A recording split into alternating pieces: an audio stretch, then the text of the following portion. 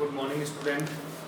अपन आज नया लेसन है भारतीय अर्थव्यवस्था की विशेषताएं एवं नवीन प्रवृत्तियां। सबसे पहली बात कि अर्थव्यवस्था क्या है, अर्थात उससे पहले अपन ने एक चर्चा पढ़ी थी कि व्यवसाय मनुष्य जीवन यापन करने के लिए कोई न कोई क्रिया करता है जिससे उसे क्या प्राप्त होती है, आय प्राप्त होती है और उससे अपनी सामाजिक और आर्थिक गतिविधियां पूरी करता है। इसी प्रकार एक देश या क्षेत्र की वस्तुओं सेवाओं के व्यापार, उत्पाद एवं उपभोग की जो क्रियाएं होती है उनसे जुड़ा हुआ जो तंत्र होता है, जो जाल होता है, वो क्या कहलाता है? अर्थव्यवस्था। अर्थात एक वस्तु का उत्पादन करना, उसका आयात निर्यात, उसका उपभोग, ये समस्त गतिविधियां हैं वो किसमें इंक्लूड है? अर्थव्यवस्था में इंक्लूड है। अब इसी प्रकार भारतीय अर्थव्यवस्था की बात करें तो भारतीय अर्थव्यवस्था एक अविकसित अर्थव्यवस्था है और ये क्वेश्चन अपन को दो प्रकार से मिल सकता है। कितने प्रकार से? दो प्रकार से, क्योंकि बड़ा क्वेश्चन आता है इसमें से 7 नंबर का क्वेश्चन मिलता है कि भारतीय अर्थव्यवस्था एक अविकसित अर्थव्यवस्था है, स्पष्ट कीजिए। भारतीय अर्थव्यवस्था एक विकासशील अर्थव्यवस्था है, स्पष्ट कीजिए। तो सबसे पहले अपन एक क्वेश्चन पढ़ रहे हैं कि अविकसित अर्थव्यवस्था है। अविकसित की बात करें अर्थात पिछड़ा हुआ है, उससे संबंधित है। दूसरे देशों के साथ अपन की तुलना करें तो अपन उनसे नीचे की तरफ आते हैं, वो अपन से आगे हैं। पहला है निम्न प्रति व्यक्ति आय। विद्यार्थियों, पिछले लेसन में अपन ने पढ़ा था प्रति व्यक्ति आय। प्रति व्यक्ति आय क्या होता है? कुल राष्ट्रीय आय में कुल जनसंख्या का भाग देने पर जो आय प्राप्त होती है वो क्या कहलाती है? प्रति व्यक्ति आय कहलाती है। विश्व बैंक के अनुसार 2015 में 1590 अमेरिकन डॉलर अपनी क्या है? प्रति व्यक्ति आय, जो क्या है? बड़ी कमजोर है।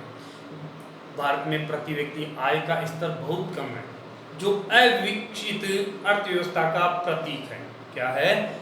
अविकसित अर्थव्यवस्था का प्रतीक है। विश्व बैंक के अनुसार 2015 में भारत की प्रति व्यक्ति राष्ट्रीय आय 1590 अमेरिकन डॉलर थी, जो क्या है? कम है। अर्थात प्रति व्यक्ति सकल राष्ट्रीय आय में भारत का 170वां स्थान है। विश्व के अंदर अपने देशों की गिनती की जाए तो उसमें 170वां अर्थात 169 अपन से आगे हैं देश, तो उनकी तुलना में अपन बहुत पीछे हुए हैं। अर्थात भारत की अर्थव्यवस्था क्या है? अविकसित अर्थव्यवस्था है। दूसरा है जीवन की निम्न गुणवत्ता। विद्यार्थियों, आपको पता है जीवन की गुणवत्ता किससे मापी जाती है? दो ही मुख्य पहलू होते हैं, एक तो शिक्षा और एक होता है स्वास्थ्य। शिक्षा और स्वास्थ्य, उनकी चर्चा करें भारत में तो अभी दूसरे देशों की तुलना में बहुत कम है। जीवन की गुणवत्ता शिक्षा और स्वास्थ्य पर मुख्यतः निर्धारित होती है। 2011 की जनगणना के अनुसार भारत की साक्षरता मात्र है आपकी 74.04, जो अपन अध्याय नंबर 12 में चर्चा की थी, तो उनके अनुसार अपनी साक्षरता बहुत कम है। दूसरे देशों की तुलना में साक्षरता बहुत कम है, क्योंकि अपन को कुछ राष्ट्र से विकसित राष्ट्र मिलेंगे जिनकी 100% साक्षरता होती है, और साक्षरता के बिना व्यक्ति कोई भी कार्य सही तरीके से विकास की ओर नहीं जा सकता। तो अपना चाहे समाज ले लीजिए, चाहे देश ले लीजिए, जब संपूर्णतः साक्षरता होगी तो ही अपन विकास की ओर अग्रसर हो सकते हैं। उसके बाद नेक्स्ट आता है अपना कि भारत की औसत जीवन प्रत्याशा, अर्थात जीने की जो अपनी औसत आयु है वो मानी गई है 68 वर्ष। कोई टाइम बताया जाता था कि 100 वर्ष होती है आयु, लेकिन भारत की वर्तमान में चिकित्सा पद्धति के अनुसार अकॉर्डिंग देखा जाए तो भारत की औसत जीवन प्रत्याशा मात्र 68 ईयर्स अर्थात 68 वर्ष ही हैं, जो दूसरे देशों की तुलना में कम है। इनको साक्षरता को, औसत जीवन प्रत्याशा को देखा जाए तो भारत की अर्थव्यवस्था है वो क्या है? अविकसित अर्थव्यवस्था है। ठीक है, तो अब आपको याद रखना कि जीवन प्रत्याशा होती क्या है। वर्तमान परिस्थितियों में एक नवजात की प्रत्याशित आयु का सांख्यिकी माप जन्म के समय जीवन प्रत्याशा कहलाती है। क्या कहलाती है? जीवन प्रत्याशा कहलाती है। नेक्स्ट है गरीबी की समस्या। भारत में बहुत बड़ी समस्या है गरीबी, जो कि अविकसित अर्थव्यवस्था का सूचक है। अब गरीबी क्या होती है विद्यार्थियों? पहले तो ये भी तो पता लगाओ, गरीबी होती है जिसके अंदर मनुष्य को अपनी जो बुनियादी आवश्यकता होती है, बुनियादी आवश्यकता रोटी, कपड़ा और मकान, उनकी पूर्ति भी नहीं होती है। मूलभूत आवश्यकता भी कह सकते हैं, लेकिन मूलभूत आवश्यकता में दो चीज़ें और ऐड कर दी गई हैं, शिक्षा और चिकित्सा। लेकिन अपन इनको कह सकते हैं बुनियादी आवश्यकताएं। रोटी, कपड़ा और मकान जिनकी पूर्ति नहीं होती उसको गरीब माना गया है। अब उसको अलग अलग देशों में अलग अलग प्रकार से आकलन किया जाता है। कहीं पर गरीबी जीवन रेखा है, कहीं पर आय का स्तर दे के, जो अपन आगे के नेक्स्ट टॉपिक में पढ़ेंगे, तो उनके अकॉर्डिंग पता लगाया जाता है कौन व्यक्ति गरीब है कौन नहीं है। तो एक विद्वान है भारत का, सुरेश तेंदुलकर, जिसने 2011-12 की रिपोर्ट में बताया कि भारत की कुल जितनी जनसंख्या है उसमें से 21.92% अर्थात 21.92% लोग हैं वो क्या है, गरीब है। अब देखिए 1/4 अर्थात 1/4 भाग तो अपने गरीबी है, तो देश का विकास कैसे होगा, अर्थात पीछे की तरफ है। अब ये नहीं कहते हैं, लेकिन उनको मुख्यतः अगर गरीबी से हटना तो उसके लिए क्या आवश्यक है, साक्षरता आवश्यक है। ठीक है, नेक्स्ट अपना है, ये कारण है वो क्या है, अविकसित अर्थव्यवस्था का सूचक है, कृषि पर आधारित। आपने पढ़ा कि अर्थव्यवस्था के 3 सेक्टर होते हैं, प्राथमिक सेक्टर, द्वितीय सेक्टर और तृतीय सेक्टर, जिसमें से प्राथमिक सेक्टर आता है अपना कृषि पर आधारित, और द्वितीय और तृतीय की बात करें तो उसमें आय अधिक प्राप्त होती है, आय अधिक प्राप्त होती है। जबकि भारतीय जो अर्थव्यवस्था के जो मुख्य स्रोत है, कुल जनसंख्या का 49% लोग जो है वो किस पर डिपेंड है, कृषि पर डिपेंड है।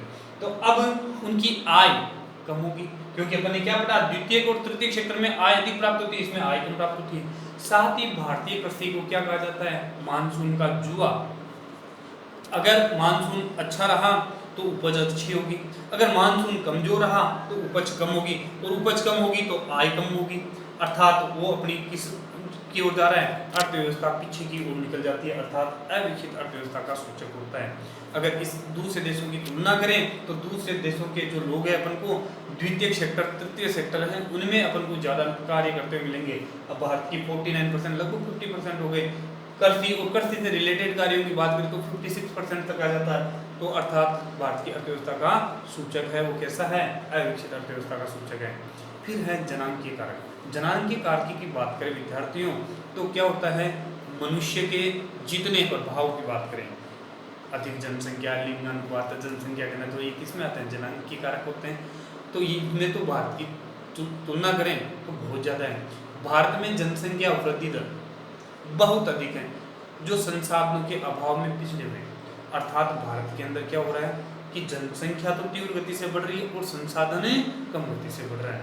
अपन बात करें जनसंख्या की और संसाधनों की, दोनों की, उनकी पूर्ति आपस में नहीं हो पा रही है, क्योंकि आपको पता है संसाधनों का जो निर्माण हो रहा है वो तो हो रहा है श्रेणी क्रम में, जबकि जनसंख्या की वृद्धि हो रही है वो हो रही है गुणात्मक वृद्धि, अर्थात 2, 4, 8 ये गुणात्मक वृद्धि है। जबकि संसाधन कैसे बढ़ रहे हैं, 1, 2, 3 श्रेणी क्रम में बढ़ रहे हैं, तो उनकी पूर्ति नहीं कर पा रहे हैं, और जो संसाधन हैं उन पर दबाव ज़्यादा पड़ रहा है। इसकी वजह से भी भारत की जो अर्थव्यवस्था है दिन प्रतिदिन क्या होती जा रही है, अविकसित होती जा रही है। जैसे 2011 के अनुसार बात करें, भारत की जो जनगणना हुई 2011, उसके अंदर 17.4% जनसंख्या वृद्धि दर है, बहुत ज़्यादा है, 17.4 बहुत होती है। तो ये दूसरे देशों की तुलना में तो बहुत ज़्यादा है। इतनी जनसंख्या वृद्धि दर होगी तो संसाधन पूर्णतः लगभग समाप्ति की ओर है, और आने वाले समय में अपन को बहुत सारी समस्याओं का सामना करना पड़ेगा। नेक्स्ट है बेरोजगारी। बेरोजगार क्या होता है विद्यार्थियों, बेरोजगारी क्या है कि अगर कोई व्यक्ति काम करने का इच्छुक है तथा सक्षम है, काम करने का इच्छुक है तथा सक्षम है और उसे रोजगार नहीं मिलता है तो वो व्यक्ति बेरोजगार कहलाता है। और ऐसा अधिकांश व्यक्तियों में होता है तो बेरोजगारी कहलाती है। एक व्यक्ति है तो बेरोजगार है और अधिकांश व्यक्तियों में है तो वो बेरोजगारी है, वो समस्या बन जाती है। तो ये भारत में बेरोजगारी की समस्या बहुत ज़्यादा पाई जाती है। क्यों? क्योंकि भारत में जनसंख्या का विस्फोट, अर्थात जनसंख्या बहुत ज़्यादा है, विश्व में दूसरा स्थान रखता है, और अगर यही जनसंख्या वृद्धि दर रही तो वो दिन दूर नहीं जब अपना स्थान पहला होगा तो वो अपने लिए बहुत समस्या का सामना होगा।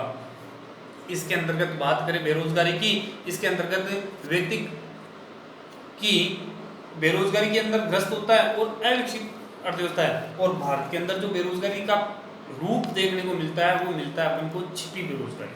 अनेक रूप होते हैं, मौसमी बेरोजगारी है, ग्रसन बेरोजगारी है, लेकिन भारत की जो अर्थव्यवस्था है उसके अंतर्गत अपन बात करें, भारत के अंदर आपको बात करें तो अपन को बेरोजगारी का एक ही रूप देखने को मिलता है, छिपी बेरोजगारी। क्या? छिपी बेरोजगारी, अर्थात व्यक्ति कार्य में लगा हुआ तो दिखाई देता है, लेकिन जब अगर उसको निकाल लिया जाए उस कार्य में से तो उसके उत्पादन पर कोई प्रभाव नहीं पड़ता। तो वो निकाले गए व्यक्ति कौन से हो गए? छिपे बेरोजगार। जैसे आपको एक उदाहरण बताता हूँ, मान लीजिए कोई कृषि परिवार है और उसके अंदर 10 व्यक्ति काम कर रहे हैं और उत्पादन हो रहा है 20 क्विंटल।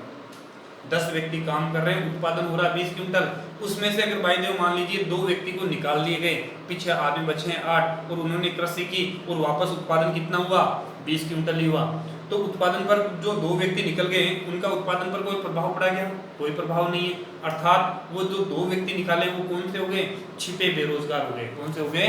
छिपे बेरोजगार हो गए। इसी प्रकार अपनी बात करें पिछड़ी हुई तकनीकी, भारत आज भी दूसरे देशों की तुलना में अपन करें तो पिछड़ा हुआ है, पिछड़ा हुआ है, जिसके कारण पुरानी जो टेक्नोलॉजी होती है, पुरानी मशीनरी है, उनका उपयोग करता है, उससे उत्पादन भी कम प्राप्त होता है और उत्पादन कम होगा तो आय भी कम प्राप्त होगी, तो ऑटोमेटिकली अपनी जो राष्ट्रीय आय वो घट जाएगी, प्रति व्यक्ति आय घट जाएगी, दूसरे देशों की तुलना में अपनी ऑटोमेटिकली आय कमजोर होगी। भारत की अर्थव्यवस्था पिछड़ी हुई होने का मुख्य कारण पिछड़ी हुई तकनीकी मानेंगे, क्योंकि इससे कम उत्पादन प्राप्त होता है, उत्पादन कम प्राप्त होगा और उत्पादन कम प्राप्त होगा तो अपनी राष्ट्रीय आय, प्रति व्यक्ति आय सब में कमी आती है।